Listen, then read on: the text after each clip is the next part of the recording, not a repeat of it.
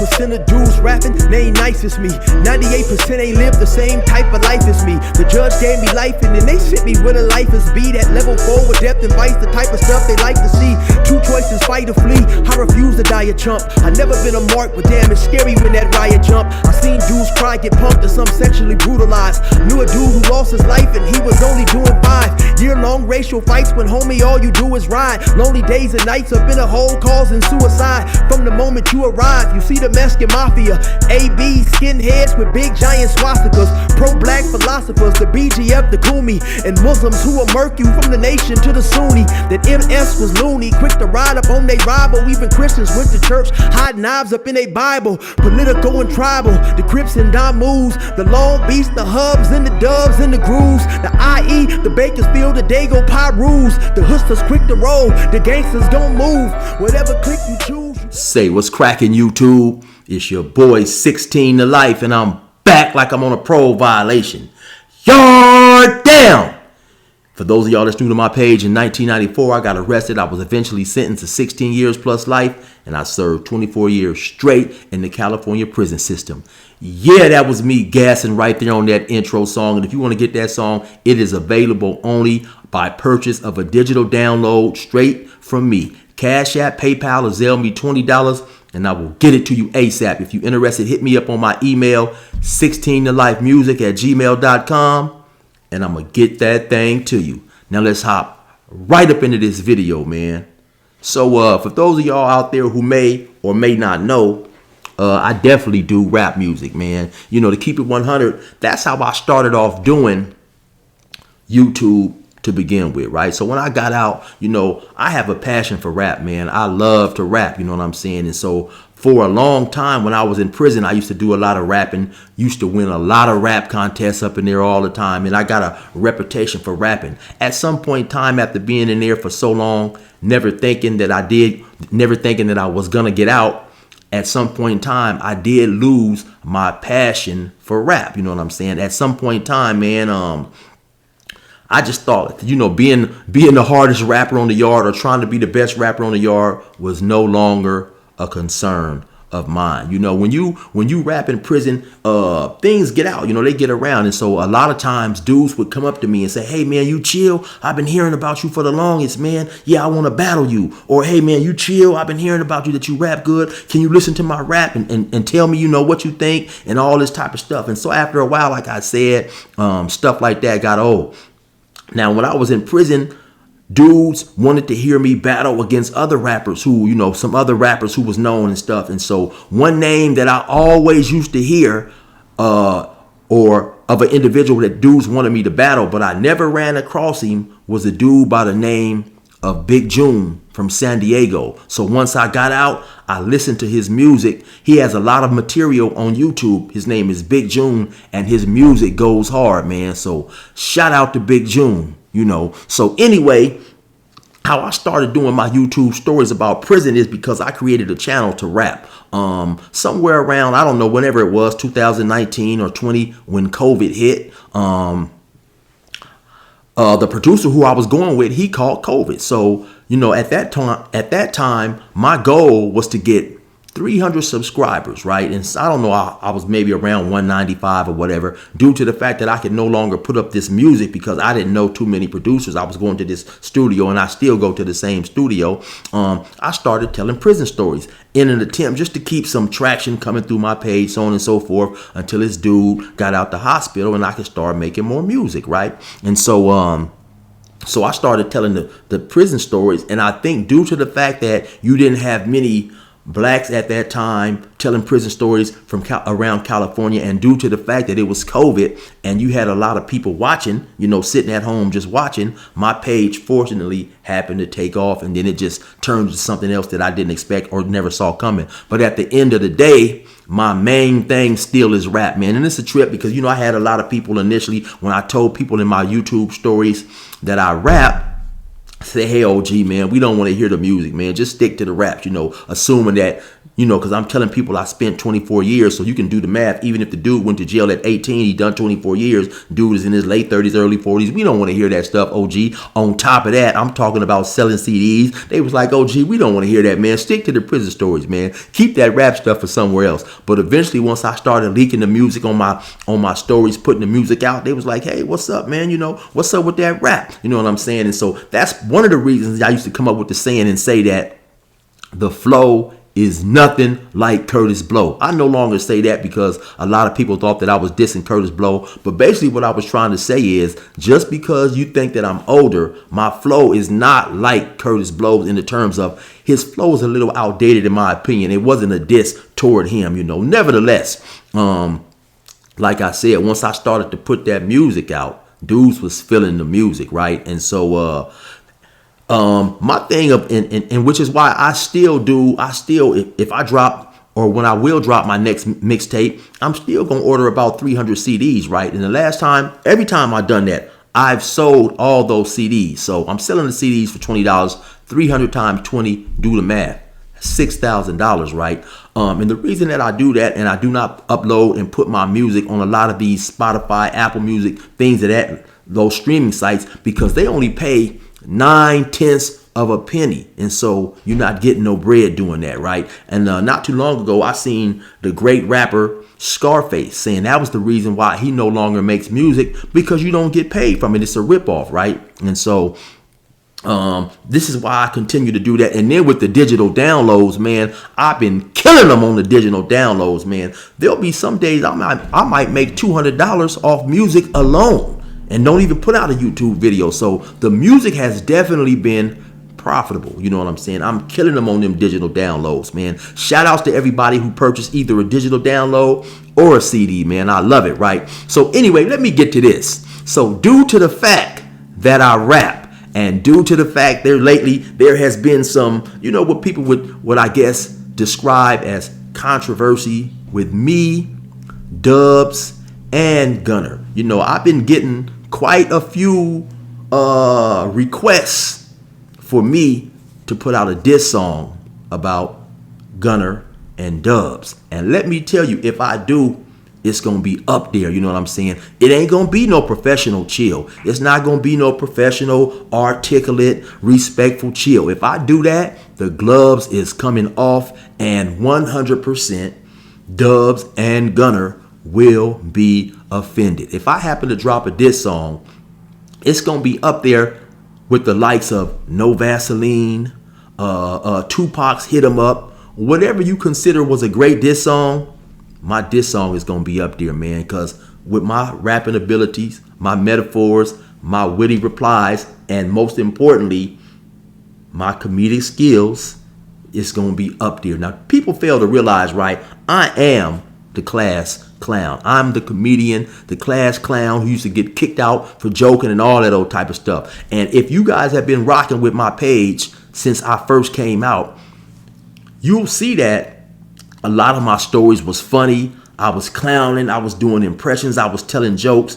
But I realized then that this is a very different world compared to what I was used to, because I got locked up in 1994, way before YouTube, way before social media and things of that nature, right? And like I said, man, I'm a class clown, right? So, you could tell jokes back then. You could laugh and tell jokes and things without people getting offended and butthurt, So if I happen to tell a story using an accent of another race, back in the days, people wouldn't get upset. But now that this stuff is getting viewed in ways that this has never been viewed before due to social media, you have some people get upset when you use an accent, you tell a joke about another race or whatever, man. It's all love, right? And so that's why I don't even really know how it happened, man. I just know I looked up one day, and for some type of reason, man, I had transformed into this articulate, according to people out there watching YouTube, professional, well-mannered OG, you know what I'm saying, who was respectable. And honestly, that transition really happened in part because You know, you just have to watch what you say on YouTube, man. People just get so offended. They get so in their feelings, you know, so you can't tell a joke. Now, you know what I'm saying? From time to time, you might hear Gunner say, on pyro. He go into his little black voice and all that old type of stuff. That stuff doesn't bother me, right? Because it's amusing, right? I have a good friend, man, who happens to be Asian. I can't recall if he's Cambodian or whatever, so I'll just say Asian, man. His name is Pee Wee. I met him in the pen. He has been to my house several times, man. Even to the and where I live, it's very few. I don't even think it's more than 2 or 3 of my own homies who know where I live, right? So I say that to say that, man, my boy Pee Wee, he's a good friend of mine. Like I said, he's Asian, man, and we clown each other all the time, man. He hit me with fried chicken and watermelon jokes. I hit him with soup jokes and fish jokes and all that. That's just how we clown and get down, right? But, you know, if you happen to do some stuff like that on YouTube, a lot of people take stuff like that personal, right? And so that's why I never really, you know, eventually after I seen how, you know, you had some people get into their feelings, I kind of toned all that stuff down. But at the end of the day, man, if I happen to do this rap, it's going to be gloves off, like I said. And actually, I have been toying with this idea for quite some time, man. So let's backtrack, right, and go back to that night when Dubs and Gunner was on that live, right, talking stuff or whatever. Now, at the start of that live, I was scrolling through YouTube. I happened to see that, so I tuned in for a minute. I didn't see anything, but I tuned in. I caught it early, right when it first started. And basically, Dubs was talking about how him and Gunner was going to try some new drinks, some Coronas or whatever. You know, they was going to try some new drinks, right? So, you know, I looked at it for a couple of minutes. I went on. So later on, when somebody, you know, hit me up later on, said, hey, man, Dubs just dissed you on a live or whatever. I already knew, okay, these dudes had to have been drunk because I seen him initially, and by that time it was like 2 or 3 hours later talking about they was going to be drinking and blah blah blah, right? So maybe about 15-20 minutes later, I start getting these texts, somebody talking crazy in the text. Now, you know how, of course, when you know you got somebody saved in the phone, the text will come through and it'll say who it is. But I had a new phone, and so I wasn't able to. I didn't know how to transfer over all the things that I had in my Android, my contacts, transferred over to the smartphone that I bought, right? And so, you know, when it comes to technology, I'll be the first to admit, man, I get a little impatient with that stuff. And so if I can't get it done in the first try or two, I just say forget it, and I go back to what I was used to. So even though I still had the smartphone, I still was using my Android for all my other stuff, you know, because as long as, you know, you in the house or somewhere where there's Wi-Fi, you still can do all that stuff. So I'm still going to my Android for, you know, my YouTube, my Instagram, my Facebook, my Scoops. You know, Scoops is an app. They have a lot of fights and stuff, and, you know, all that old type of stuff, right? So when I get this call or when I get this text on my smartphone, it doesn't come through as who it is, but just by the things that are being said, it automatically registers, okay, this has to be Dubs. So, of course, you know, yeah, Dubs, he's texting me, he's drunk, he's talking stuff, and so on and so forth, right? And I say that, I say, hey, man, Dubs, you know, because somebody told him, hey, you know, chill, somebody dropped the video on you. So I said, hey, Dubs, did you even watch the video? Did you even go look at the video? Because like I said, I didn't say anything respectful. He texts back, no, I didn't, you know. But then he's still talking stuff and so on and so forth. And, you know, it's a lot of behind the scenes stuff that went on that I never exposed. And I bring out, you know, I'm exposing now and more of it now because, like I said, since they chose to bring all this stuff out, you know, it opens the door, in my opinion, for all this stuff, right? So, you know, he's talking stuff and this and that, and I'm telling him, hey, man, basically, Dubs, you know, you gonna mess around and wind up in a rap song. Because like I say, I knew way long time ago, you know, the dude was no good, right? So he says a few things and this and that, and it's all drunk. And one of the last, I think not one of the last thing that I did tell him is, hey, man, you know what? I think you had a little bit too much to drink, man. Enjoy the rest of your night. And I get on like I'm leave or whatever. I'm through texting. So to his credit, the next morning, he did hit me back and he said, you know what, hey, man, I think I did have a little too much to drink, you know, so on and so forth or whatever. But I said all that to say, for the longest, I have been toying with the idea of dropping a rap diss, right? And when I do that, It's all fun. It's all, it's all in the name of content as far as I'm concerned. But it's going to get ugly like Aunt Esther on Red Fox. I'm telling you, on Sanford and Son, man, it's going to get ugly. You know what I'm saying? It's not going to be no professionalism. I'm throwing jokes up in there, clowning and all that, right? And so, like I said, I've been getting a lot of, in my YouTube comment section, I've been getting a lot of inquiries and requests, man. Dudes saying, hey, chill, we want to hear a rap, man. So y'all just might get that. But if I drop that, right, I'm going to drop a video, so on and so forth. But it definitely have to be, I'm going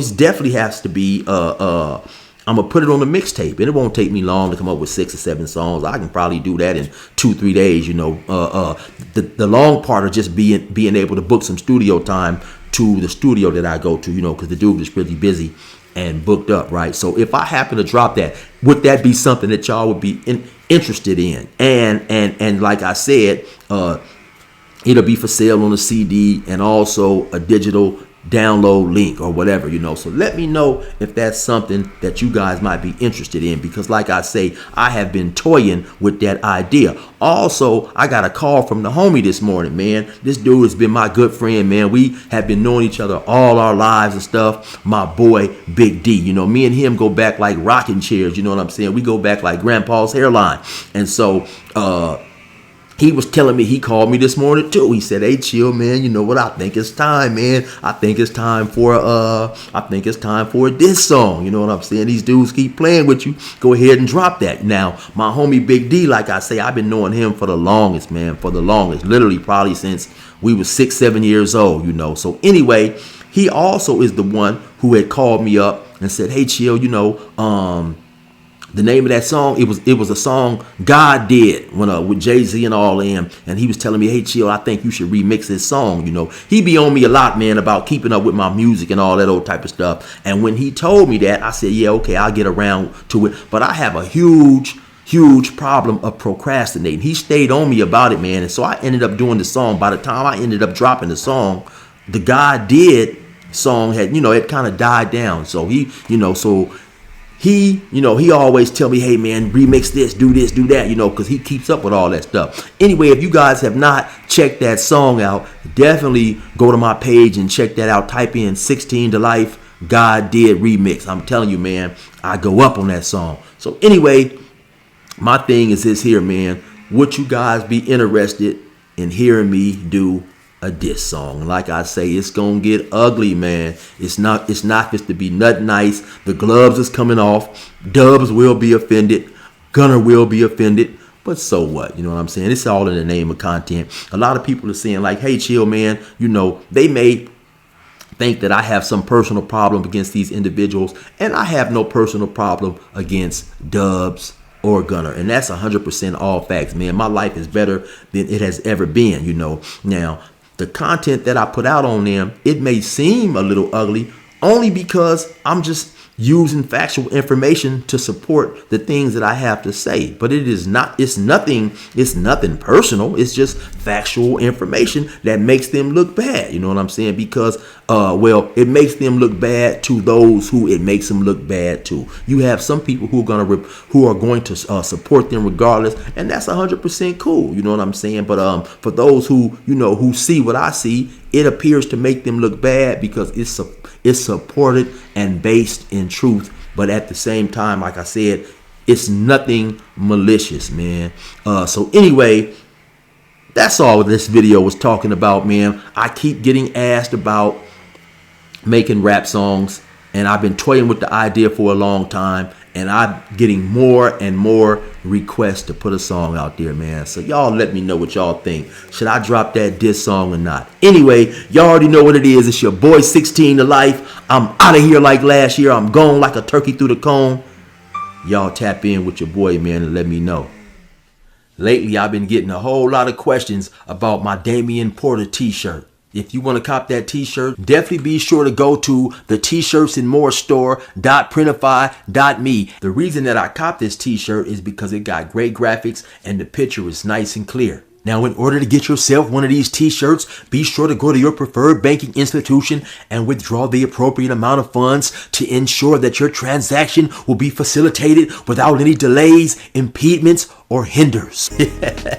Now, also, of course, while you're there, you might want to cop you something else. They have a host of great t-shirts. They have a lot of vintage t-shirts from old sitcoms, old movies, and your favorite artists. It's just so much there, man. Definitely be sure to go to the t-shirts and more store.printify.me and be sure to use the promo code CHILL for your 15% off. You will not regret it. They have a bunch of t-shirts with several different designs among other things, and I guarantee you will find something that you like. Once again, that's the t-shirts and more store.printify.me.